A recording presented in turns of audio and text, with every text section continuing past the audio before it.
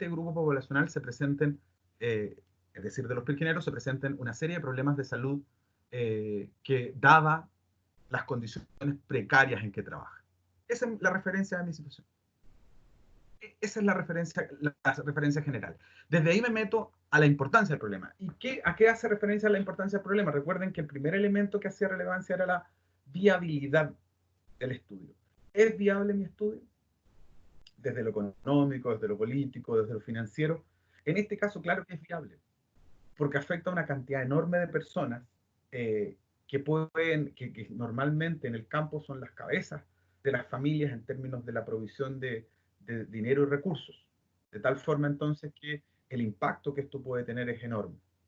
Establecida que es viable, que es útil, ¿sí?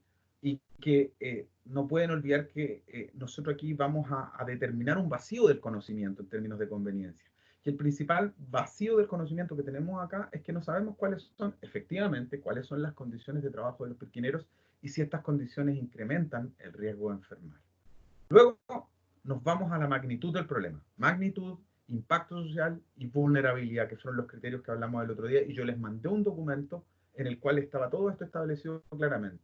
En la magnitud tenemos que hablar de la tasa de patología. En este caso hay un estudio de silicosis muy interesante donde se establece la tasa país. Y esa, fíjense que es la tasa en mineros en general. Lo que uno esperaría es que la tasa en pirquineros en particular fuese mucho mayor.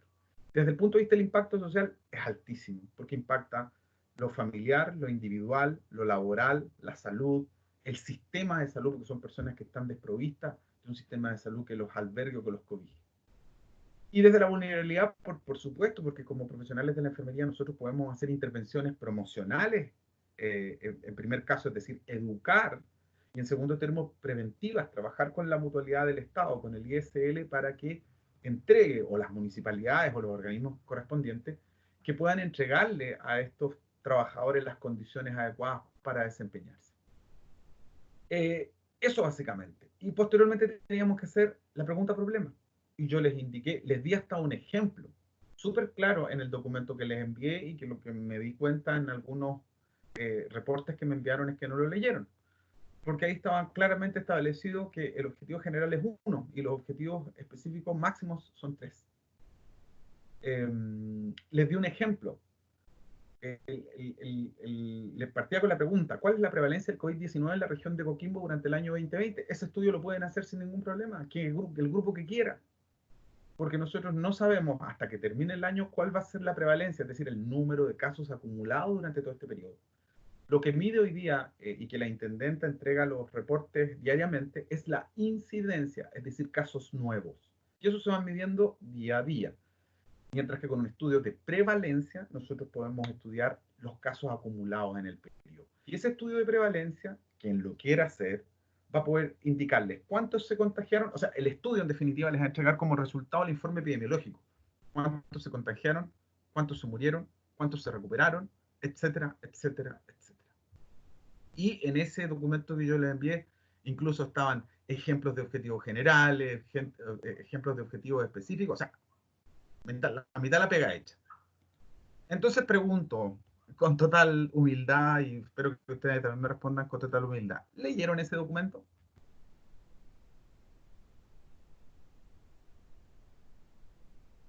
¿La guía, profe? No, el documento que les mandé por correo, que era una pauta para plantear el problema, que era una pauta bien detallada donde iban los ejemplos del COVID-19, se los mandé por correo electrónico.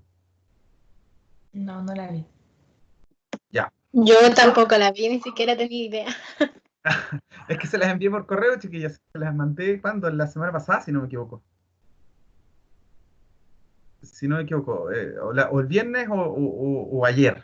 La verdad que no, o el sábado. No estoy seguro con esta cuestión de la virtualidad. Ya estoy perdido en el tiempo, en la hora, no tengo idea.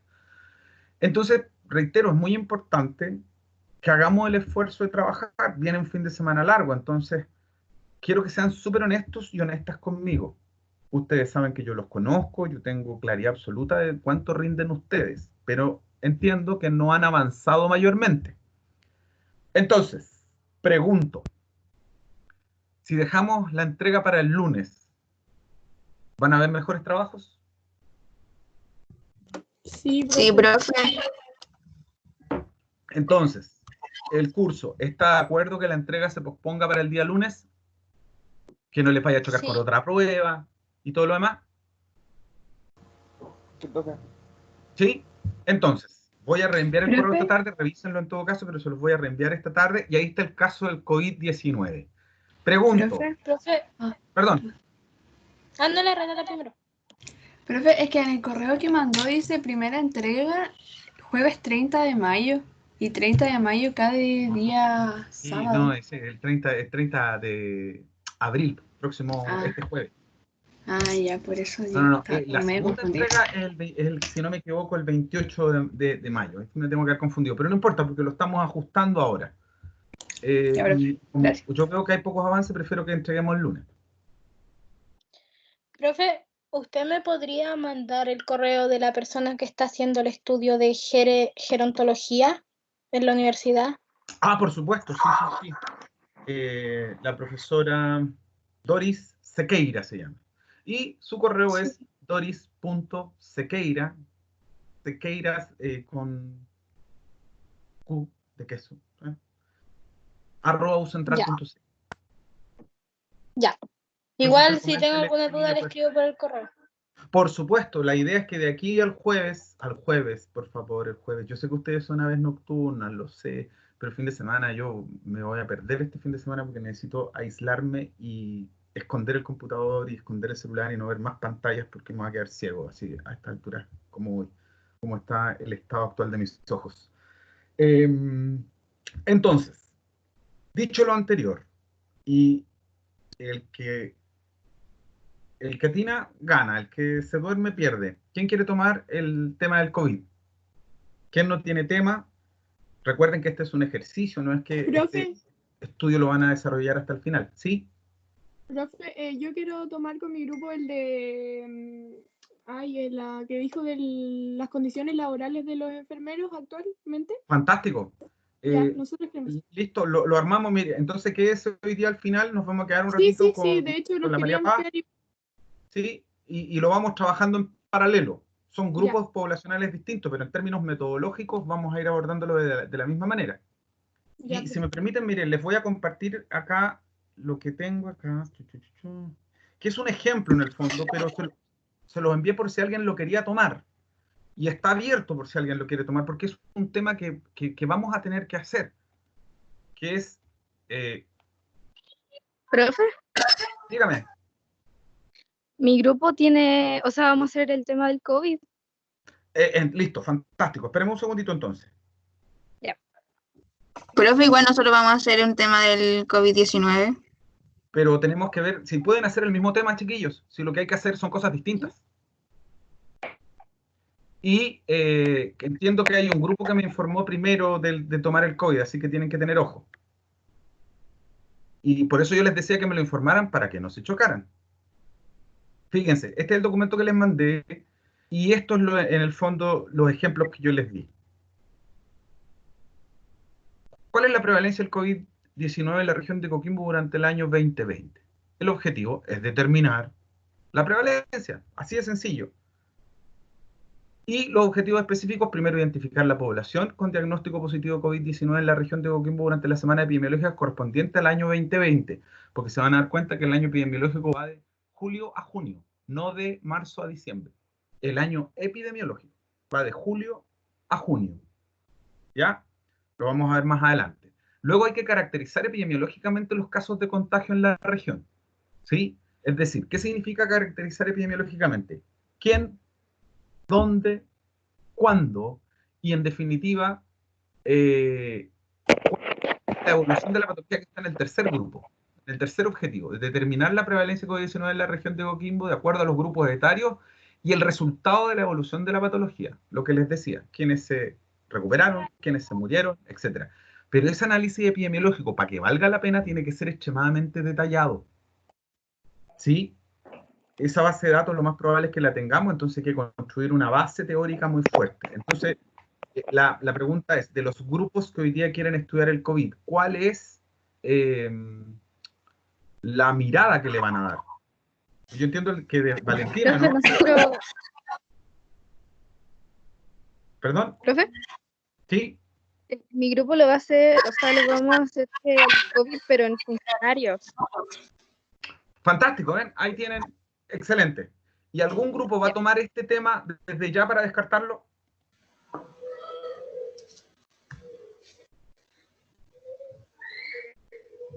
¿Nadie? Lo dejo ahí, porque este es un tema que Profe. también pueden desarrollar. Profe, yo soy con Marcela, que antes ella también le dijo que estábamos abarcando lo del COVID, ¿Ya? pero nosotros queríamos darle un enfoque con respecto a los de la tercera edad. Pero ningún problema, pues mi niña. Si lo único que hace acá, usted, en vez de determinarla en la población, lo que hace es especificarla en un grupo, en el grupo de adultos mayores, o en población de 60 años y más. Vale, muchas gracias. ¿Sí? Listo. Entonces, Gracias, profe. continuamos ahora. Esto es lo que yo necesito. Les vuelvo a reiterar que apenas terminemos esta clase, que la voy a hacer más corta, ayúdenme, ustedes saben que yo me cuesta. Pero tenemos que ir avanzando por razones de tiempos, ¿sí? Ya la entrega la vamos a poner para el lunes, entonces mi intención es, consultas nos quedamos ahora en la tarde, avances o informes que ustedes consideren que merezcan revisión, mañana. Yo mañana en la tarde tengo reuniones toda la tarde, así que no me comprometo a revisar nada, ni martes, ni viernes, ni sábado, lo lamento. Entonces, en la mañana sí acepto que me envíen, ojalá en la noche, para yo en la mañana los reviso a primera hora, porque no tengo clase a primera hora, los reviso y se los reenvío de inmediato. ¿De acuerdo?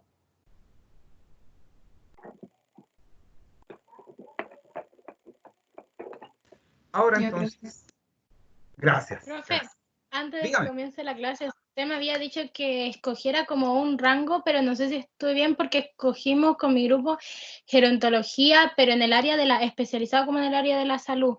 Por ejemplo, el cuidado del adulto mayor, tanto social, físico y psicológico, pero Eso más es lo en que la tiene- salud. Eso es lo que tiene que abordar. Súper bien, súper bien. Pero la pregunta es, ¿esos cuidados usted los va a centralizar? Es decir, si esos cuidados se brindan en las casas de reposo, en los hogares, ¿qué es lo que quieren averiguar? No, en el De esos hospital. cuidados. En el hospital, si es que estos Sí. cuidados, a ver, para yo imaginarme, Gaby, discúlpeme, Gabriela, perdón, la idea es evaluar ese cuidado que debiese brindarse en el adulto mayor hospitalizado. Sí. Wow, interesante, pero pega, ¿eh? Pero es súper interesante, sí. Me parece súper, súper adecuado. Ya. Entonces, armemos el mono, porque ese es el mono que le vamos a presentar a la profesora Sequeira. ¿Ya? Profe. Profe, tengo una consulta. Las que guste, por favor, adelante. Es con respecto al correo que le había enviado, que Sí. sabía que se refería a lo de gestión en el título. Lo que le preguntaba era porque las fechas que estaban en gestión están todas día martes, y el día martes tenemos método, los miércoles tenemos gestión. Entonces no me Sí. daba la fecha. No, de acuerdo, mire, sí, lo que pasa es que recuerde que estamos en la etapa asincrónica.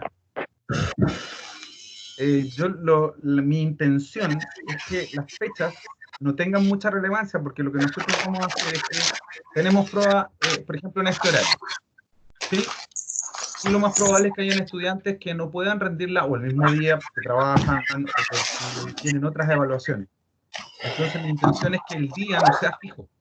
De hecho, lo vamos a tener que acordar. Lo importante, Estefanía, para que no se complique, es que va a ser dentro de esta semana. Y mi intención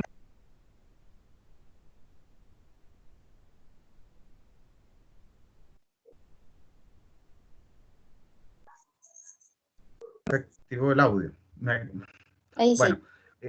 Ya, pero entendí, sí. profe, sí lo escuché. Sí, pero para que no se preocupe, la idea es que la evaluación se abra en un periodo en que estemos todos de acuerdo en que sea adecuado abrirlo. No va a ser en el mismo horario de clase. De hecho, para mí, el ideal es que en el horario de clase nosotros hagamos un repaso. Porque yo no les voy a preguntar, la investigación es 2 puntos. Lo más probable es que les ponga casos y de ahí ustedes tengan que ir extrayendo los temas, porque si no nos van a googlear todo, ¿sí? Ya, Pero de profe. todas maneras, con mayor claridad lo vamos a corregir y se los reenviamos. Sí, no, no hay problema. Gracias. Fantástico. Entonces, vamos pensando en su estudio, ¿ah? Los que ya tomaron notas tienen que ir pensando en que esta es la siguiente etapa que vamos a realizar. Voy a seguir entonces con el ejemplo que les daba, porque es el que tengo a mano, el del COVID-19. Nosotros vamos a detectar, como decía Gabriela, no, ¿quién? No me acuerdo, Marcela, me parece, o Lisbeth, no sé quién me dijo que iban a determinar la prevalencia del COVID-19 en personas mayores de 65 años. O sea, en el fondo van a hacer un estudio epidemiológico. Es decir, qué características tiene el COVID-19 en esta población. Para ello tenemos que determinar, y por eso le planteo al grupo que me vaya comentando, ¿cuál es la pregunta de investigación que ustedes se han planteado? ¿Profe? Dígame. ¿Va a grabar la clase? Sí, gracias, Ya. gracias. Sí, discúlpenme, soy volado en ese aspecto. Ya, entonces, ya, estamos grabando. Ahora, el equipo que va a trabajar con COVID-19, y dado que era el ejemplo que yo les había puesto, cuéntenme, ¿cuál es la pregunta que ustedes hoy día tienen presupuestada tratar de llevar adelante?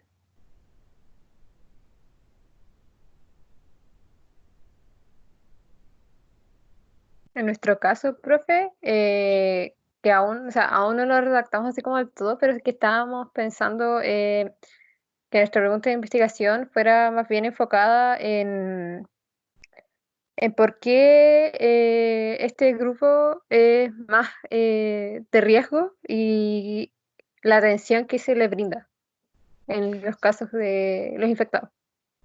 No, lo que pasa es que, porque es un grupo de riesgo, eso ya está más o menos investigado, Krishna, ¿no? Ujú, sí. Sí, ya eso está claramente investigado y dice relación con que el cuerpo tiene menor resistencia en el adulto mayor y además que está asociado con patología. Yo creo que el análisis hoy día debe ser más bien del comportamiento del COVID en la población, más que el tema fisiopatológico que está relativamente claro y relativamente bien estudiado, ¿me explico? Ujú. Yo más bien, por ejemplo, si usted me plantea una situación como esta, yo le propondría, mire, ¿sabe qué? Investigue cómo se extendió el coronavirus en la población de adultos mayores. Eh, y por lo tanto, analicemos desde el punto de vista epidemiológico cuál fue la tendencia de la patología en la región. ¿Quiénes murieron más en la región? ¿Adultos mayores o adultos jóvenes? ¿O niños? Vale. Eso no lo sabemos. Entonces, por eso mi propuesta inicial es que pueden tomar esa misma pregunta que yo les mandé en el ejemplo, que es determinar la prevalencia o las características epidemiológicas de la enfermedad de COVID-19 en el grupo de adultos mayores. Pero ojo, ahí ustedes tienen que decidir en la región de Coquimbo, en la comuna de Coquimbo, en la comuna de La Serena, en la ciudad de La Serena, en los centros de atención cerrada. Sí, hay que delimitar la pregunta, porque de lo contrario se nos puede extender demasiado el estudio. O, por ejemplo, si son casos de tipo médico-legal, por ejemplo, en el caso de personas fallecidas, que tengamos la posibilidad de acceder a las fechas. ¿Sí? Por eso es que yo hago Sí. referencia a que en esta primera etapa dediquémonos a temas más gruesos, como por ejemplo determinar las características epidemiológicas del COVID, que es un tema más sencillo de abordar. Tiene sus complejidades, pero es más sencillo. ¿Cuál es la gracia de esto? Que en la medida en que vayamos avanzando en la construcción, nos vamos a ir dando cuenta que la delimitación continúa. Y quizás después, en medio del desarrollo del proyecto, modifiquemos hacia otra línea de investigación. Pero por ahora lo que necesitamos es hacer el ejercicio, por lo tanto, no se compliquen tanto buscando un tema tan exquisito, porque de lo contrario no vamos a alcanzar a terminar la tarea. ¿De acuerdo? Pero vamos a considerar entonces el ejemplo que yo les daba recién. ¿Cuál es la prevalencia de COVID-19 en la región de Coquimbo? Ese era el ejemplo que yo les daba. Bueno, para ello nosotros deberíamos generar una respuesta tentativa. Y eso, como ustedes ya saben, porque yo se los he comunicado en diversas oportunidades, cuando nosotros trabajamos con una respuesta tentativa a una pregunta de investigación que debe ser comprobada, se transforma en la definición de hipótesis. Y todos los estudios de investigación, a excepción de uno de un solo tipo, que no lleva hipótesis, sí deben llevar una hipótesis de investigación, que es la que en definitiva guía las demás etapas del proceso. Por ende, hoy día vamos a centrarnos en identificar los elementos y características de una hipótesis, identificar los tipos de hipótesis que hay y construir una hipótesis. Por eso, al día de hoy teníamos que tener lista la pregunta problema. Porque para avanzar en los contenidos, mi intención es que vayamos construyendo inmediatamente, ejemplificando con sus temas, y el día viernes, que es el día que hemos elegido para los talleres, ya llevemos a cabo y vayamos corroborando nomás si es que lo que estamos haciendo cumple con los criterios. Para ello, entonces, recordar que los procesos investigativos normalmente se dividen en 3 etapas: la fase conceptual, metodológica y empírica. Es la fase conceptual en la que estamos hoy día nosotros, que es delimitar el problema, definir las variables que vamos a investigar, definir a quién o en quiénes vamos a investigar, qué vamos a investigar en ellos. La fase metodológica es una etapa posterior donde tenemos que definir cómo vamos a desarrollar esa investigación, y finalmente viene la fase empírica, que es aquella en la cual nosotros recolectamos la información. Entonces, esta fase conceptual es clave, damas y caballeros. Si nosotros no la podemos plantear bien, la verdad que se nos va a desordenar todo el proceso siguiente. Por eso, la primera entrega refiere estado actual del tema, planteamiento objetivo, pregunta de investigación y marco de referencia o teórico de manera breve. Para ello, vamos a referir una serie de autores que nos dicen que una hipótesis es una suposición o proposición que establece la existencia de relación entre 2 o más variables, que se expresan en hechos, fenómenos, factores o lo que fuere, ¿no? Pero que debe ser sometida a prueba para ser aceptada como válida. Y eso es clave. Nosotros tenemos una pregunta de investigación, respondemos tentativamente a esa pregunta de investigación, lo que se transforma en nuestra hipótesis. Pero ahora, a través de este proyecto de investigación, nosotros tenemos que dar respuesta a esa hipótesis. Por lo tanto, una vez que uno explicita la hipótesis, se transforma esta en el guía de la investigación, porque indica específicamente la relación de variables que hay que probar. Y por lo tanto, se transforman en respuestas provisionales a la pregunta de investigación. Siendo esta pregunta, ¿no?, es la que nosotros tenemos que diseñar todos los procesos para poder darle respuesta. Algunos elementos básicos nomás para que los tengan en consideración. Hipótesis viene del griego tesis, que es algo supuesto, y de hipo, que es bajo, es decir, algo bajo supuesto, algo que suponemos. Pero para que tenga validez hay que comprobarlo. Platón decía que era el punto de partida de la verdad, es decir, que es el punto de partida clave, es decir, que tenemos que diseñar muy bien para evitar que en medio del desarrollo del proceso investigativo nos demos cuenta que la hipótesis estaba mal y que no sirve de nada. Y por lo tanto, Newton nos decía ya en el positivismo puro que es una suposición sin base experimental, es decir, que es una suposición teórica que ahora hay que llevar a la práctica. Y por lo tanto, vuelvo a reiterar, es sumamente importante que entendamos que, en definitiva, una hipótesis es la respuesta tentativa de la pregunta de investigación.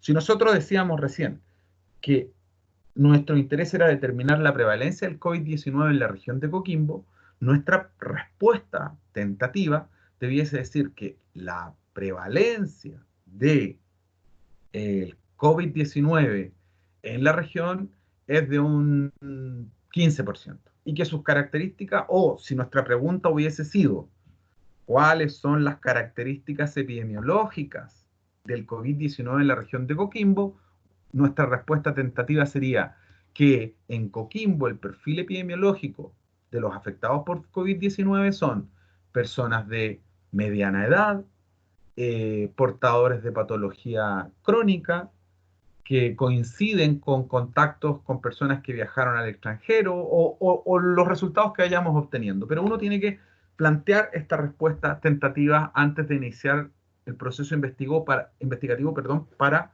encontrar esa respuesta. Y entonces, nosotros vimos, cuando en la segunda clase vimos los tipos de estudio, vimos que habían 4 tipos de estudios fundamentalmente en los estudios de tipo cuantitativo: los estudios de tipo exploratorio, los estudios de tipo descriptivo, los correlacionales y los explicativos. Habían otros, los evaluativos, etcétera, etcétera. Pero esos estudios todavía no los vamos a tocar porque son bastante más complejos. Entonces nos vamos a quedar con estos 4 tipos de estudios. Entonces esto también les debe permitir a ustedes hacerse una idea de qué quiero investigar. ¿Quiero explorar un tema del cual no hay información? Por ejemplo, el tema del perfil epidemiológico del COVID-19 en la región no es conocido. Por primera vez lo vamos a tener. Entonces, si es un estudio exploratorio, no se formulan hipótesis, pero sí se dan respuestas tentativas, ¿sí? En el descriptivo se hace una hipótesis, pero cuando se pronostica un hecho o un dato. Por ejemplo, en el ejemplo anterior, la prevalencia de COVID-19 va a ser de un 20%. Nosotros vamos a tener que más o menos estimar qué es lo que esperamos, estudiando qué pasó en Italia, qué pasó en Ecuador, qué pasó en España, viendo las prevalencias que se dieron en esos países. Nosotros deberíamos hacer un estimativo de cuál es la prevalencia que podríamos esperar para Chile. Y a partir de ello podríamos proponer un dato. Las correlacionales se formulan hipótesis correlacionales que ya vamos a ver en detalle, pero en resumen son hipótesis que refieren que cuando existe una variable, la otra normalmente se encuentra presente, pero no es la causa una de la otra. No sé si me explico. Están presentes, pero no es causa una de la otra. A diferencia del explicativo, que sí hay hipótesis causal. Ejemplo, en las hipótesis correlacionales podemos encontrar que normalmente a mayor talla hay mayor peso. Normalmente. Pero ¿la mayor talla es causa del mayor peso? ¿Sí o no?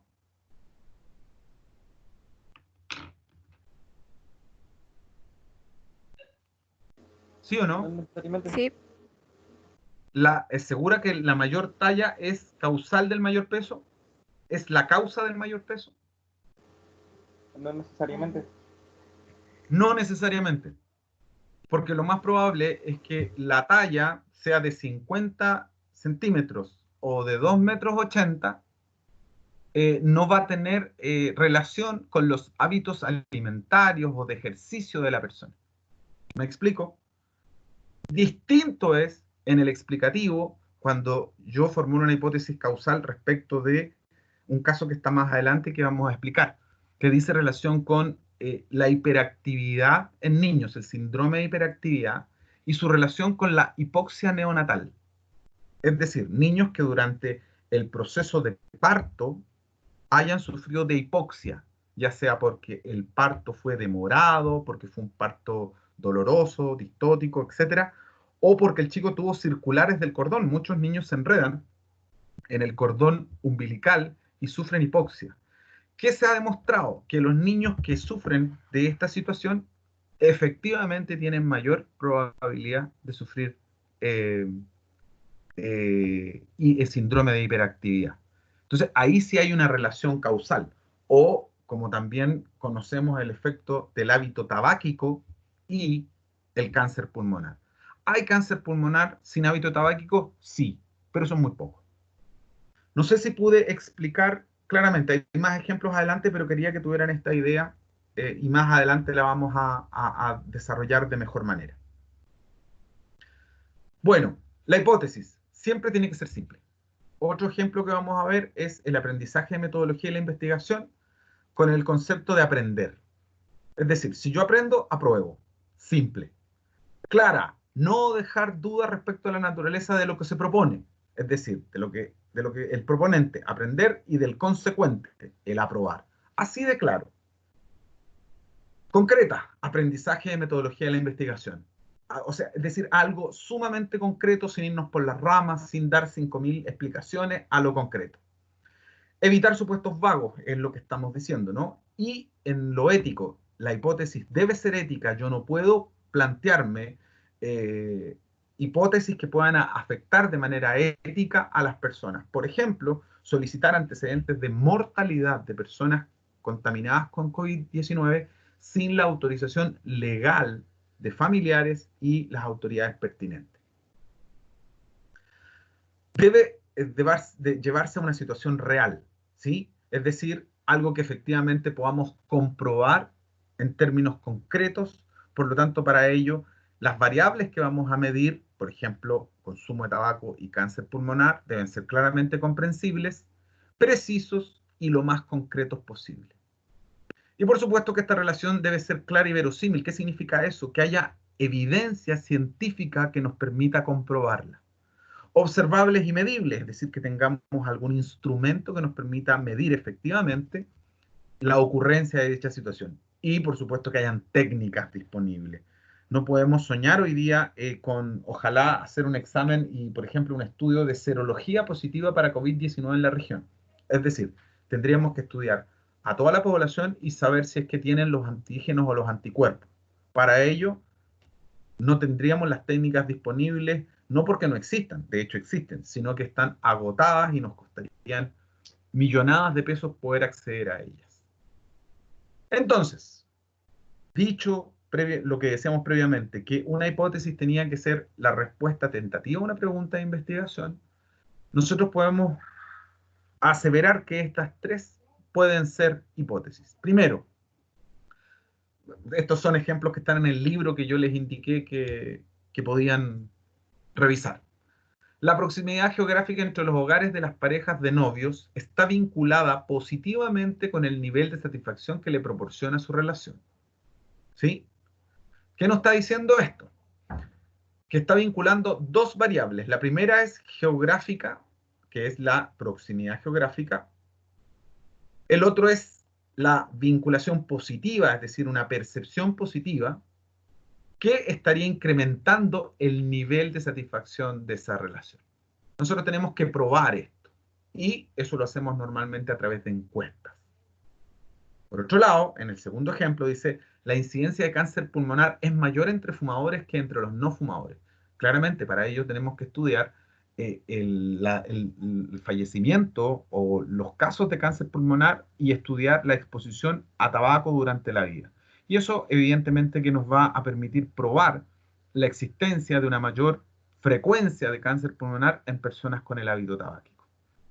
Y por otro lado, a mayor variedad en el trabajo habrá mayor motivación intrínseca para cumplirlo. Si ustedes pueden ver, creo que todas estas hipótesis, a excepción de la primera que puede traer alguna problemática mayor, son simples, son concretas, se deja súper claro lo que hay que medir. Y eso es lo que uno busca en una hipótesis, que me permita decir, la incidencia de cáncer pulmonar es mayor entre los fumadores que entre los no fumadores. Lo mismo pudiesen decir las chiquillas que pretenden trabajar con COVID-19 en población mayor de 65 años. Y podrían decir, su hipótesis es, si la pregunta de investigación es, ¿cuál es la prevalencia del COVID en personas mayores de 65 años? Su objetivo es determinar la prevalencia, ustedes podrían decir claramente, la prevalencia de cáncer, de COVID-19 en la población mayor de 65 años es mayor que la población general.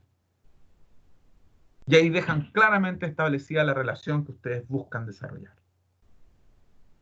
Por lo tanto, cuando ustedes vayan a formular la hipótesis, para formular la hipótesis tienen que tener clarito el planteamiento del problema, la pregunta de investigación y sus objetivos generales. Y esos criterios son, siempre se formula en alternativa, de manera afirmativa. La presencia de A genera B, ¿sí? Lo que decíamos recién, la prevalencia de X enfermedad es tanto. No hablamos de algo negativo. Esto no produce esto. Eso no es una hipótesis, ¿sí? La hipótesis siempre tiene que estar formulada de manera afirmativa. Ya vamos a ir viendo ejemplos. Debe plantear la relación entre dos variables. Prevalencia de COVID en personas mayores de 65 años versus población general. Deben posibilitar la prueba de la relación entre las variables. Prevalencia mayor en una población que en otra. Esa magnitud yo la puedo probar estimando las prevalencias en ambos grupos poblacionales. Y deben tener poder predictivo y explicativo, es decir, la prevalencia será mayor en este grupo y yo puedo explicarlo. ¿Dónde lo voy a explicar? En el marco teórico. Entonces, haciendo explícitos esos criterios. El enunciado se expresa en forma positiva. Esto provoca, produce, genera. Debe establecer relación entre variables. Consumo de tabaco, cáncer pulmonar. Relación de variables. Debe quedar claramente explícita cuando yo las someto a una prueba. Es decir, si yo quiero establecer la relación entre tabaco y cáncer, yo tengo exámenes clínicos, tengo radiografías, tengo una serie de otros de exámenes y de diagnósticos que me permiten establecerlo. Y el análisis o la prueba de que la prevalencia en población mayor de 65 años es menor que en el resto de la población, eso lo saco claramente de los informes epidemiológicos que emite el Ministerio de Salud. Es decir, lo puedo probar. Y por supuesto, como decíamos, puede ser de hipótesis predictiva, tanto para el ejemplo anterior del COVID como de los niños con circular del cordón que desarrollan conducta hiperactiva. Yo puedo, basado en la teoría que existe hoy día, predecir que esta relación se va a dar de manera positiva. Para eso construyo el marco teórico.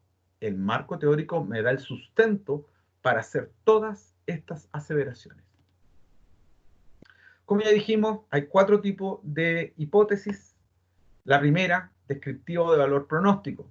Como ya dijimos, me permite básicamente predecir un dato. Por ejemplo, si yo quisiera estudiar, chiquillos y chiquillas, un tema crítico también para aquellos que no tienen caso, la prevalencia del riesgo cardiovascular en adolescentes. Aunque ustedes no lo crean, muchos de ustedes, ni voy a hablar de mí, muchos de ustedes tienen riesgo cardiovascular. Fíjense. Y no se han dado cuenta, porque tienen kilitos de más, porque consumen sustancias, porque se les pasa la mano con el copetiño, porque fuman, porque no hacen ejercicio físico, porque tienen elevado el colesterol, el triglicérido. Entonces ustedes podrían, que es también otro estudio que yo quiero llevar adelante, que es determinar el riesgo cardiovascular y hábitos saludables en estudiantes universitarios. Yo se lo había propuesto a un grupo el año pasado, pero no pudimos llegar adelante entre tanto paro, toma, revolución social y todo lo demás. Pero eso es un muy buen estudio. También lo pueden desarrollar en una empresa, por ejemplo, determinar el riesgo cardiovascular en un centro de salud familiar, en funcionarios del centro de salud familiar. Entonces, ¿qué hago yo? Estudio el riesgo cardiovascular del país. El riesgo cardiovascular del país elevado afecta aproximadamente un 32% de la población. ¿Sí? Pero ahora, hay grupos poblacionales, grupos de edad que tienen mayor riesgo cardiovascular, sobre todo las personas mayores de 50 años con antecedentes como hipertensión, obesidad, diabetes, etc. Entonces, si yo voy a un centro de salud familiar y veo que la población que hay en este centro de salud familiar es de alto riesgo, yo me puedo pensar en que el riesgo cardiovascular en esta población puede ser de un 60 o un 70%. Y esa es la hipótesis que yo me planteo. También podríamos estudiar 2 centros de salud familiar. Por ejemplo, un centro de salud o un mismo centro de salud familiar y revisar el porcentaje de TEPSI, que son los test de desarrollo psicomotriz de los niños de 5 años, alterado. ¿Quiénes tienen los TEPSI alterados? ¿Qué debería esperar yo en una población como la chilena? 25, 30%. Pero ¿qué pasa si esa población, por ejemplo, es una población más vulnerable, con mayor pobreza, con mayor migración, problemas de delincuencia, consumo de drogas? Yo podría esperar un valor de TEPSI alterado mayor. Ese es otro estudio que ustedes pueden desarrollar sin ningún problema. Otro estudio que pueden desarrollar, la satisfacción usuaria en un consultorio. Y ahí lo que ustedes están determinando es el nivel de satisfacción usuaria. Por lo tanto, ustedes pueden predecir con un dato del 60% de cuál podría ser la respuesta. Su pregunta en este caso para satisfacción usuaria sería: ¿cuál es el nivel o grado? Va a depender del tipo de instrumento que utilicen para medir la satisfacción usuaria. ¿Cuál es el nivel de satisfacción usuaria de las personas adscritas al consultorio de Tierras Blancas durante el año 2020? ¿Qué van a hacer ahí? Aplicar una encuesta que va a identificar el nivel de satisfacción de las personas. ¿Cuál es la gracia? Que le va a dar el valor, pero también le va a dar un análisis. Mire, yo estoy insatisfecho porque no me dan hora por internet, o porque me dieron hora por internet pero no funciona, porque la señora me atiende mal, porque la enfermera es pesada, porque el médico no me mira, etc. Entonces, ese dato es muy valioso, porque me permite tomar medidas dentro del centro de salud para mejorar la atención. ¿Para qué decir del porcentaje de TEPSI alterado? Estos datos son muy relevantes para tomar decisiones respecto de a qué población hacer promoción. Es decir, a qué mamás hay que abordar. Capaz que nos encontremos que las mamás trabajan, que los niños pasan la mayor parte del tiempo solos, etc. Si ustedes se fijan, en los ejemplos que les voy dando, yo espero que les surjan ideas de cómo, qué tema pudiese ser el abordable. Y les vuelvo a reiterar, temas simples, no se complejicen mayormente, porque la complejidad les va a quitar mucho tiempo. Fíjense, los ejemplos que están abajo, está el mismo que está ahí arriba de la inflación, pero que es un tema más bien económico-financiero. El aumento del número de divorcios de parejas cuyas edades oscilan entre los 18 y 25, ustedes están en ese grupo etario, será de 20% el próximo año. Bueno, algo que nos ha llamado mucho la atención, que justamente los que más se separan son los jóvenes. Entonces la pregunta es, ¿para qué se casan? Buen punto, ¿no? Porque lo que se ha observado en la mayoría de los países, no tan solo en Chile, es que las personas que se casan en este grupo etario tienden a separarse muy luego. Lamentable, pero así es. Entonces, una hipótesis descriptiva pretende establecer un valor pronóstico. ¿Cuándo? Cuando pretendo determinar algo, como el riesgo cardiovascular, como los TEPSI alterados, la satisfacción usuaria. Entonces ahí es donde ustedes deben definir qué tipo de pregunta de investigación van a hacer, porque eso va a determinar qué tipo de estudio van a llevar adelante. Las correlacionales. Aquí está lo que comentábamos previamente, que especifican relaciones entre dos o más variables, pero que no necesariamente tienen una relación de producción la una con la otra. No es que la variable A produzca B, sino que se asocian, simple y sencillamente. Por ejemplo, a mayor promoción de la salud en jardines infantiles hay mayor manifestación de conductas saludables en niños menores de 6 años. No sabemos si es que la promoción de la salud la que genera conductas saludables en los niños. No podríamos aseverarlo, porque hay muchas otras elementos que ahí se conjugan, como es el estilo de aprendizaje de los chiquillos, el nivel socioeconómico de los mismos, el estilo de enseñanza-aprendizaje de la educadora de párvulos, etc. ¿El tabaquismo está relacionado con la presencia de padecimientos pulmonares? Claro que está relacionado. ¿Pero es la causa de los padecimientos pulmonares? No necesariamente. Por ejemplo, como vemos en mineros que pueden estar asociados a silicosis. Nosotros tenemos una alta población de que trabaja en minería o que trabaja en el campo, donde también hay algunas sustancias que pueden, por ejemplo, generar asma. El tabaquismo no necesariamente se relaciona con la producción de asma, dado que es una enfermedad de tipo autoinmune, con un proceso alérgico. Por lo tanto, esto puede ser una relación, como está ahí planteado, pero aquí no está planteando causalidad, solo que hay una relación. Lo mismo con la administración de ciertos medicamentos se encuentra asociada a daños físicos de la estructura de los dientes.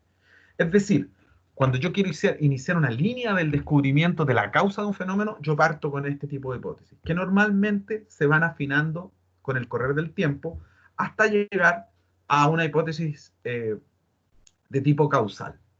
Fíjense, en estos ejemplos, a mayor autoestima habrá menor temor al éxito. Sí, probablemente, pero ¿es la autoestima la que hace que haya menor temor al éxito o hay otros elementos involucrados? ¿Es la causa única del temor al éxito la baja autoestima?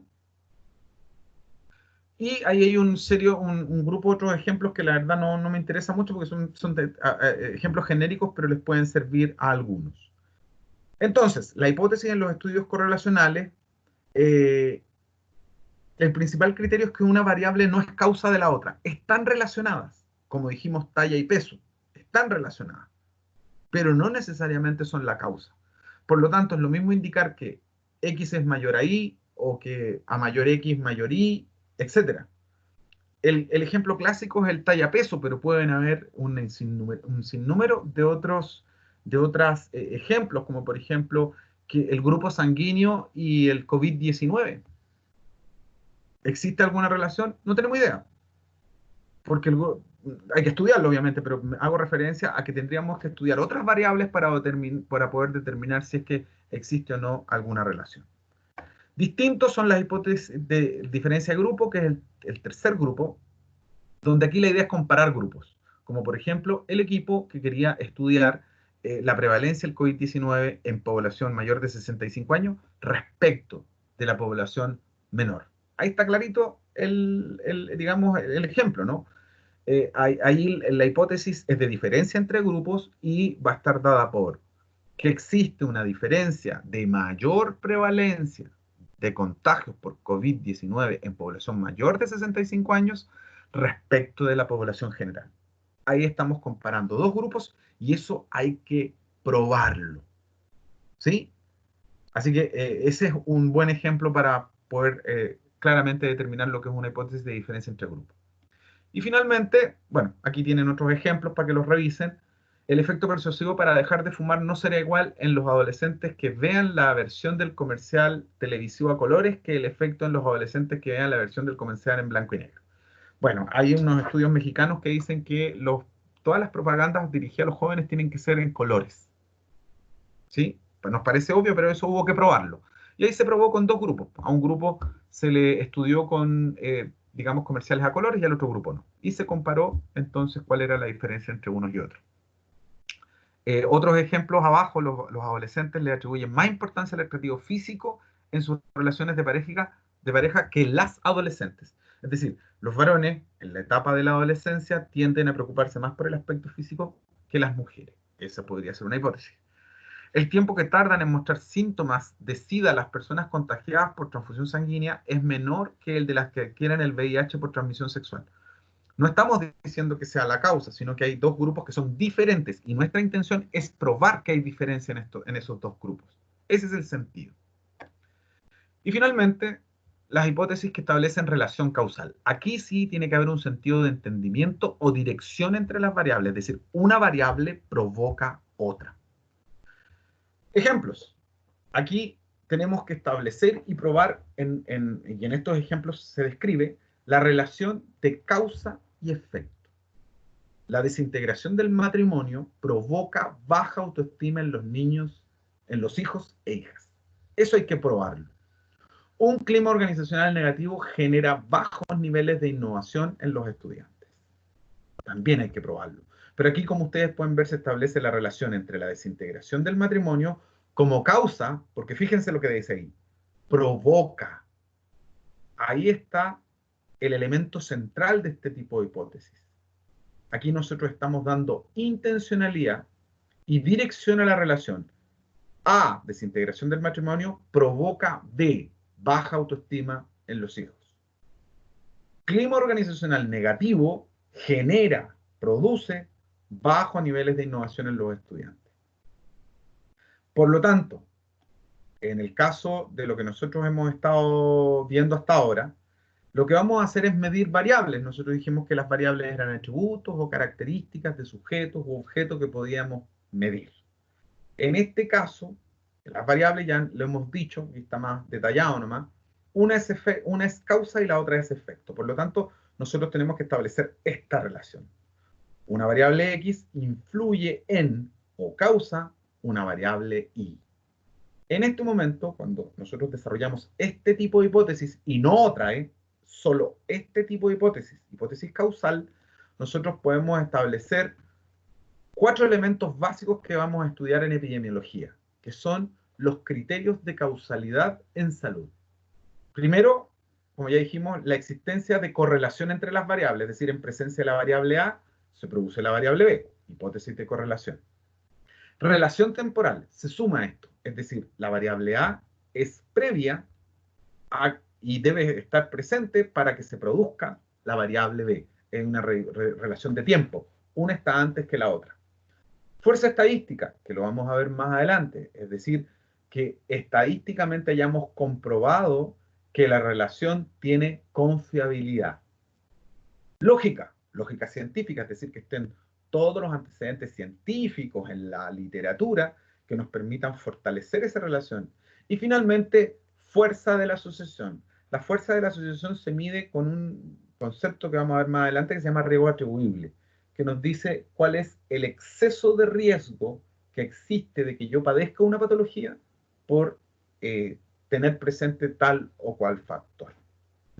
En este momento, damas y caballeros, y yo quiero corregir un error que aparece en muchas tesis, incluso hasta libros que leo, porque leyendo a muchos autores, la definición que la mayoría de los autores modernos tienen es que solamente cuando hablamos de causalidad hablamos de variables dependientes e independientes. Ustedes van a ver muchas tesis, en internet sobre todo, que hablan de variable independiente y dependiente. Bueno, claridad para este curso. Vamos a hablar solamente de variable independiente y dependiente cuando queramos establecer causalidad. De lo contrario, son variables correlacionadas. Nada más. No olvidarse de aquello. Clave para establecer causalidad, por supuesto, entonces, que las hipótesis se tienen que someter a un análisis estadístico detallado y profundo. Entonces, acá tenemos una hipótesis causal bivariada, que es la única que me interesa. No vamos a ver más hipótesis porque de otro tipo, multivariadas, son para estudiar en posgrado. ¿De acuerdo? Así que lo único que me interesa, si a alguien le interesa hacer un estudio de este tipo, que son mucho más complejos, que requieren mucho más recursos, podría ser, por ejemplo, como este ejemplo que está acá. El consumo de selenio genera crecimiento de tumores cancerígenos. Entonces, la variable dependiente es crecimiento de tumores cancerígenos. ¿Por qué? Porque va a depender esta variable, su incremento o disminución, del consumo de selenio. Por lo tanto, es la variable independiente. ¿Qué significa esto? Que esta variable, al cambiar, hace que también esta cambie. Y esta, tumores cancerígenos, pasa a depender del consumo de selenio. Porque si no hay consumo de selenio, no hay crecimiento de tumores cancerígenos. Si hay consumo de selenio, hay crecimiento de tumores cancerígenos. ¿Me explico?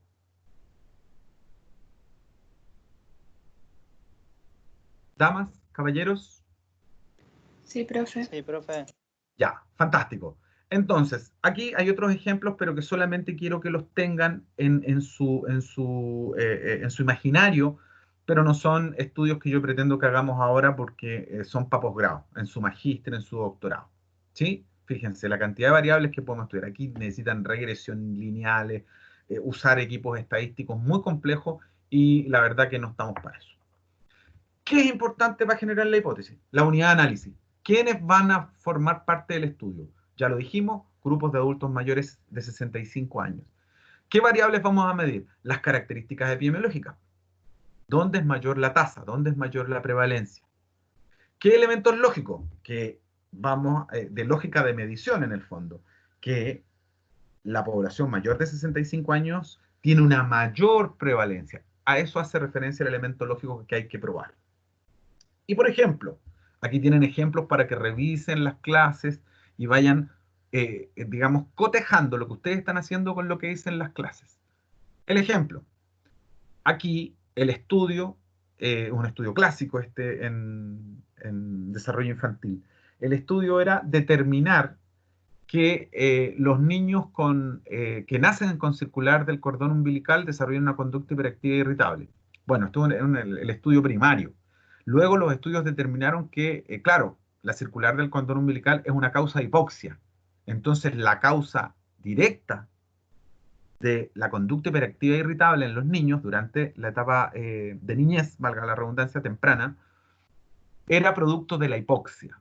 Pero la causa, digamos, esta es la causa próxima, o la variable interviniente era la circular de cordón umbilical, porque la causa efectiva de este fenómeno era la hipoxia. Sin embargo, es interesante porque me va a permitir mostrarles los tres tipos de variable que hay: dependiente, independiente e interviniente, que es muy importante que la analicemos porque solo la lectura sistemática y el manejo exquisito, déjenme decirlo de esta manera, del marco teórico les va a permitir descartar y hacer estos análisis. No, pues, a ver, esto está mal, porque no es la circular del cordón umbilical, es la hipoxia que esto produce. Y la hipoxia puede ser producida por un montón de otros elementos. Pero primero tuvo que hacerse este estudio. Y la unidad de análisis fueron los niños, obviamente menores de 6 años, la variable cordón, la independiente circular del cordón, la dependiente conducta hiperactiva e irritable. Es decir, en presencia de circular del cordón, incrementaba la conducta. Y los elementos lógicos desarrollan o no desarrollan, que es lo que yo en definitiva tengo que medir. Finalmente, a modo de resumen, que ustedes lo deben haber visto en el libro que seguramente han revisado en estos días, podemos apreciar que primero tenemos que tener una perspectiva teórica. ¿Qué vamos a estudiar? ¿Desde dónde lo vamos a estudiar? ¿Quiero estudiar solamente el tema desde lo general para obtener un dato? ¿O quiero probar algo? Recuerden que más adelante nosotros le vamos a poner a todo esto el enfoque teórico, y ese enfoque teórico proviene de las teorías de enfermería que empezamos a ver el semestre pasado. Por lo tanto, también ya tienen que ir pensando en qué teoría de enfermería a ustedes les gustaría utilizar para abordar este tema. Recordemos que nosotros clasificamos a las teoristas por las áreas en que cada una de ellas se desempeñaba. Porque esa perspectiva teórica nos va a permitir revisar y afinar el planteamiento del problema. Hoy día estamos generando el planteamiento del problema, pero más adelante lo tenemos que afinar. Una vez que lo hemos afinado, vamos a generar la hipótesis, que ya dijimos tienen como función guiar el estudio, proporcionar explicaciones y apoyar la prueba de la teoría por lo que ya dijimos. Y vamos a tener diferentes tipos de hipótesis que yo espero que ustedes trabajen con descriptivas y correlacionales. Si alguien quiere trabajar con explicativos, maravilloso, no hay problema, pero mi recomendación es que trabajen con descriptivas y correlacionales, nada. Las características que ya vimos y los tipos, que son las de investigación, que fuimos las que vimos nosotros. Estas no las revisé porque efectivamente desde mi óptica hoy día no tienen gran valor, porque va a costar su comprensión hasta que tengan bioestadística. Y eso viene más adelante. Por lo tanto, solamente me he quedado con las de investigación. Descriptivas de un valor o dato pronóstico, las correlacionales y las diferencias de grupos las de diferencias de grupo y las causales, que fueron las tres, las cuatro que nosotros revisamos, y la quinta, si sumamos, que los estudios exploratorios no tienen una hipótesis. Con eso damos por concluida la clase de hipótesis, pero no tiene ningún sentido si nosotros no la llevamos adelante. Y de aquí en adelante les voy a ir poniendo fotos para que vayan imaginándose cómo va a ser su futuro. ¿Se acuerdan cuando yo les explicaba el primer estudio que yo hice de manera muy rudimentaria en Iquique? Bueno, esta localidad que ustedes ven acá es una localidad del altiplano de Iquique que se llama Soga. Así se llama, Soga. Y que queda en el altiplano y que ustedes, como pueden ver, acá pueden ver terrazas y acá pueden ver sembradíos. Acá todo esto es orégano, cebolla y ajos. Y en esta comunidad era en la que se utilizaban plaguicidas, como les decía, y así partió el estudio, dando cuenta de las cosas que sucedían, es decir, netamente observando la realidad. Consultas, preguntas. Yo sé que todavía es temprano para hacer preguntas porque primero hay que generar la hipótesis. Y esa hipótesis solo se va a generar determinando la pregunta-problema. Por lo tanto, vamos a avanzar en algo que yo vi un poquito débil, bueno, en realidad no he visto, que es el marco teórico. ¿Por qué el marco teórico? Porque les vuelvo a reiterar que el marco teórico es clave, que es lo que a continuación hay que ir desarrollando y que es muy importante esto para mí contarles, porque el planteamiento del problema, los objetivos, la hipótesis, se van revisando permanentemente. No es que queden listas cuando uno las diseñó hoy día, para nada, chiquillos y chiquillas. Estas se van revisitando permanentemente en la medida en que nosotros vamos teniendo más información, vamos adquiriendo más conocimiento. Entonces, se tienen que ir afinando. Esa es la razón para decirles siempre que tienen que tener tranquilidad a la hora de buscar alternativas, porque falta mucho conocimiento todavía por desarrollar, muchísimo. Vamos a iniciar entonces con marco teórico, que forma parte de la primera entrega, que es solamente un inicio de lo que es el marco teórico. Para ello, nosotros tenemos que partir con el razonamiento inductivo o deductivo. ¿De dónde van a partir? ¿De un hecho práctico o de una teoría? El caso del COVID-19, que es el que veníamos trabajando. Claramente, teoría hay desde lo viral, teoría hay desde el coronavirus, pero un coronavirus como este no hay gran teoría, por el contrario, se está construyendo. Entonces, aquí partimos por un razonamiento inductivo, es decir, de los hechos, de lo que está pasando en el día a día. Por eso, damas y caballeros, reitero que es tan importante, en vez de meterse en otros mundos del coronavirus que son igual de importantes, más relevante me parece hoy día caracterizar epidemiológicamente el coronavirus. Porque no hay detalles de cómo la patología se manifiesta, cómo se contagia, ¿Cómo se contagiaron las personas, los adultos mayores? ¿Cuál fue la evolución de la patología? Etcétera. Porque el tema biológico y bioquímico, nosotros no tenemos laboratorios para estudiar cómo impacta la célula, cómo daña el cerebro. Son temas que dejemos a los biólogos, a los bioquímicos. Nosotros tenemos que estudiar cómo esto, el COVID-19, impacta el cuidado.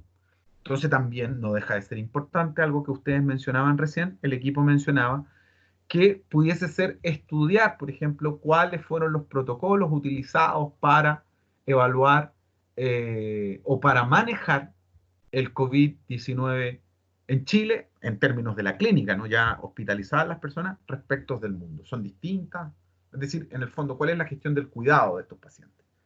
Entonces, esto parte desde lo inductivo. Distinto es cuando queremos estudiar, por ejemplo, algún tema mucho más global, cuál es el uso del proceso de atención de enfermería, que es otro estudio súper relevante, que si a alguien le interesa lo puede llevar adelante. ¿Cuál es el uso que le dan los profesionales de enfermería al proceso de atención de enfermería como instrumento de gestión del cuidado en los servicios clínicos del Hospital de La Serena? O sea, lo primero que me quiero responder ahí es si los profesionales lo usan. Pero ¿desde dónde nace mi razonamiento? Mi razonamiento nace desde lo teórico. Es decir, desde lo teórico yo establezco que el proceso de atención de enfermería es una muy buena herramienta para hacer gestión del cuidado. Pero tengo claridad, no tengo claridad absoluta, pero tengo una visión de que los profesionales de enfermería no lo utilizan. No es un juicio hacia el profesional, sino es a la modalidad de trabajo, que probablemente implique que el profesional está tan sobrepasado de actividades que no le da el tiempo. ¿Ven? Ahí tienen otro estudio que sería súper viable desarrollar si a alguien le interesa. Entonces, para irnos rápido con el marco conceptual y teórico, porque esto ya lo hemos conversado. Súper concreto. Nosotros tenemos que generar en el marco teórico evidencia de lo que decimos es cierto. Así de sencillo. Lo que yo pongo en el marco teórico avala, respalda las relaciones que yo estoy estableciendo. Para ello, el primer paso, damas y caballeros, en serio, esto es fundamental, que construyan un marco conceptual. Primera tarea que ustedes debieron haber hecho, definir cada concepto. ¿Qué significa prevalencia? ¿Qué significa COVID-19? ¿Qué significa condiciones de trabajo? Y ahí es clave porque hay que saber dónde buscar esas definiciones. No es que yo la busque en Wikipedia, por favor. Ni siquiera cerca de donde hay que hacer la búsqueda. La búsqueda hay que hacerla en libros, textos, de los cuales yo pretenda guiarme, o por otro lado desde la disciplina, o desde investigaciones si es que es un tema nuevo. Obviamente que si yo voy a trabajar con COVID-19, tengo que trabajar con las definiciones que da el Ministerio de Salud. Si yo voy a trabajar con condiciones laborales, tengo que ver cuál es la definición que da el Ministerio de Salud en su Departamento de Salud Ocupacional respecto de esto. Es decir, porque recordemos, como ustedes ya lo saben claramente, que el organismo regulador, rector, que define qué y cómo se hacen las cosas en esta copia del Edén, es ni más ni menos que el Ministerio de Salud. Entonces hay que partir por ahí. ¿Sí? Mi primera recomendación entonces para todas y todos, que estamos nuevecitos entrando a este tema de investigación, primero un marco conceptual, definir todos los conceptos de los que ustedes están hablando. Como ya les dije, el marco teórico es un proceso y un producto. ¿Por qué? Porque está permanentemente retroalimentándose y enriqueciendo ¿a quién? Al planteamiento del problema, a la construcción del marco conceptual porque aporta nuevos conceptos, a lo teórico porque me permite descubrir nuevas visiones y al planteamiento de la hipótesis porque me va eliminando algunas variables que en efecto no tienen mayor sentido. Por lo tanto, es un proceso permanente, pero también es un producto, porque al cabo cuando tenga listo el proyecto de investigación, ya el marco teórico tiene que estar redondo, concreto, muy acotado respecto de los temas de investigación. Y por lo tanto, cuando hablamos del estado del arte, hablamos del marco teórico, porque es un ordenamiento lógico y secuencial de elementos teóricos precedentes de la información obtenida de fuentes bibliográficas válidas y confiables. Eso es lo clave. O sea, yo voy a ordenar todos los contenidos de mi proyecto de investigación en el marco teórico, los que recién les decía del estudio de salud ocupacional. Parto por salud pública, sigo con salud ocupacional, continúo con minería, sigo con minería en gran escala, mediana escala y pequeña escala. Llego a la pequeña escala, es decir, a los pirquineros. Cuando llego a los pirquineros tengo que entrar a la minería de baja escala y por lo tanto entrar a estudiar qué es lo que hay ahí. Posteriormente van a aparecer las enfermedades, que es lo que yo ando evaluando en definitiva, ¿no? Como producto de la inexistencia de condiciones. Entonces ahora voy a tener que meterme en las patologías del trabajo. Y una vez que me meten en patologías del trabajo, me voy a tener que meter ¿en qué? En silicosis, que es la patología más prevalente en el trabajo de minería sin protección. Todo eso, damas y caballeros, debe quedar claramente explicitado en el marco teórico. Entonces, primero es una investigación documental. ¿Qué hago yo? Me meto a todas las fuentes de información a buscar información de todo tipo y tengo que leer. Como les dije, antes de terminar este trabajo, cada uno de ustedes tenía que al menos leer 5 papers, pero para eso tenemos que tener primero claros los conceptos. ¿Para qué? Para que posibilite efectivamente comprender críticamente el conocimiento del fenómeno. Capaz que nos encontremos, chiquillos y chiquillas, con que el estudio ya está hecho, con que ya hay respuesta, que no tiene sentido investigar la cuestión. ¿Sí? Y finalmente permite entonces adoptar una perspectiva teórica. Yo, en el estudio de condiciones laborales y pirquineros, voy a adoptar la perspectiva teórica del trabajo decente propuesto por la OIT, que dice que todos los trabajadores tienen derecho a trabajar en condiciones que no perjudiquen su salud. Y desde enfermería, ¿a quién tomo? ¿Se acuerdan alguna enfermera del ámbito de la atención primaria o de la salud comunitaria, de la salud de los trabajadores? Habían varias. Pero yo, una que no vimos mucho, porque digamos el programa no lo permite, pero yo me inclino por Popper en este caso, pero también puede ser Dorothea Oren, puede ser Henderson, pueden ser varias, pero tengo que tomar una perspectiva técnica, es decir, del problema de salud, y una perspectiva de enfermería, que vamos a ir viendo más adelante. Todo esto para poder delimitar claramente el fenómeno, porque si no se nos produce esta imagen de unas cavernas en que no sabemos por dónde ir, para dónde ir. Eso es factible que nos pase, de hecho nos tiene que pasar, pero hay que ir rápidamente delimitando los temas para poder avanzar. Entonces, no voy a entrar en más definiciones de marco teórico, pero lo fundamental es que el marco teórico a ustedes les debe permitir describir, comprender, explicar e interpretar el problema desde el plano teórico. Este concepto que está acá describe todo lo que yo necesito que ustedes entiendan de lo que es un marco teórico. Es el espacio donde ustedes libremente van a describir el problema, van a dar elementos que permitan comprender la relación de variables que ustedes han establecido y explicar a su vez esa relación para finalmente interpretar la hipótesis. Es decir, la respuesta tentativa al problema que yo estoy dando se explica en el marco teórico. ¿Me explico hasta aquí, chiquillos? ¿Voy muy rápido? ¿O ya están durmiendo todos y todas? Sí, profe. Maravilloso, gracias. Bien. Entonces, Profe, dígame. yo no entendí eso, lo del estado del arte. ¿Sí? Que dijo, metió algo del marco teórico, que no entendí eso. ¿Lo puede explicar, Es por lo favor? mismo. Mire, lo que pasa es que el marco teórico es este espacio, como decíamos recién, donde el investigador explica, analiza, da fundamento teórico a el problema que está investigando. Y eso es igual a estado del arte. ¿A qué se refiere el estado del arte? El arte no piense en la pintura, la escultura. El arte da cuenta de que todo, en definitiva, es una praxis que nos permite generar arte y por lo tanto, cuando hablamos de investigación, queremos saber cuál es el estado actual de las investigaciones, de las teorías, de los conocimientos del tema que estamos investigando.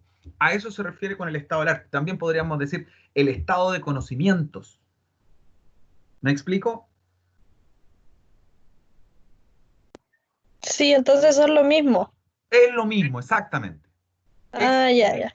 Lo importante es que usted cuando decimos estado del arte, el investigador tiene que comprender que tiene que hablar del estado del arte hoy día, no de investigaciones que se hicieron hace 15 años. O sea, tiene que ser capaz de buscar investigadores súper actuales, las últimas publicaciones, la última documentación. Y hoy día sabemos que para eso, lamentablemente en el mundo, o no sé si es lamentable, pero es una realidad, la mayoría de la investigación se publica en inglés. Entonces, nosotros en Latinoamérica normalmente andamos 2 o 3 años atrasados.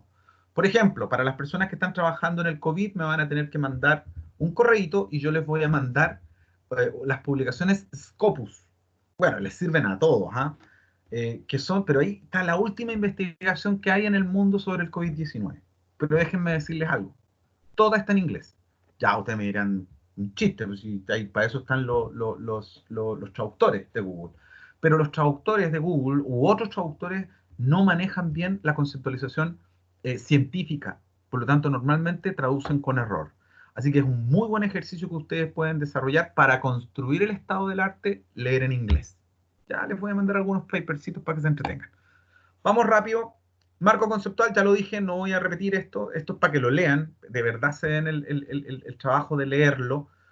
Porque nosotros tenemos que construir 2 tipos de conceptos, los teóricos y los prácticos. Por favor, leer, leer, leer y definir bien los conceptos teóricos. Tienen que definirlos claramente y muy bien definidos. ¿Por qué? Porque después de esos conceptos teóricos hay que medirlos. Y eso se denomina operacionalización de las variables. Por ejemplo, rápidamente, hipertensión arterial.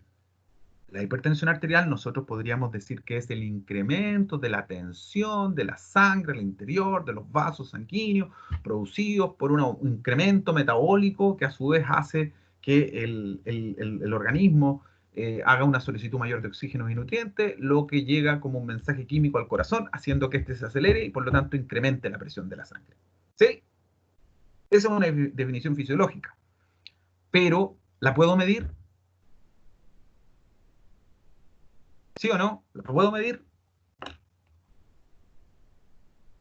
Claro que la puedo medir, pues muchachos, a través de un tensiómetro o de un equipo para medir presión arterial.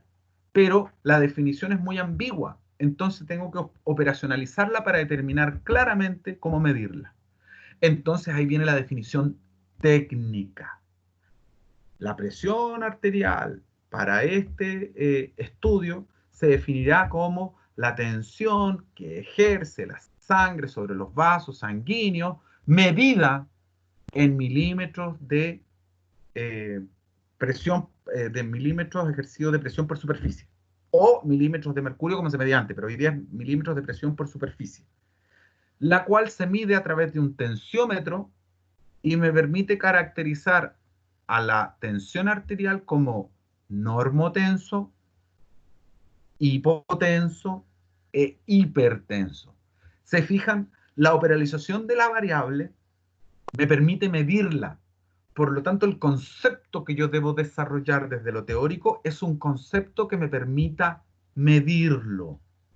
Prevalencia de COVID-19 en población mayor de 65 años. Prevalencia igual.